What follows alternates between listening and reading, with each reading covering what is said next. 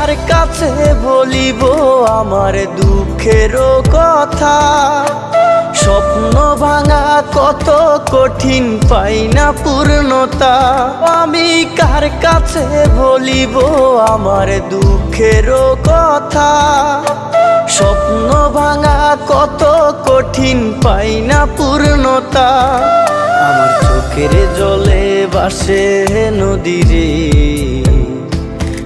আমি নিজেই নিজে একা কাঁদিরে। আমি নিজেই নিজে একা হাসি রে। আমায় দেখলে সবাই পাগল বলে রে। ওরে আমার মাটির পুতুল রে।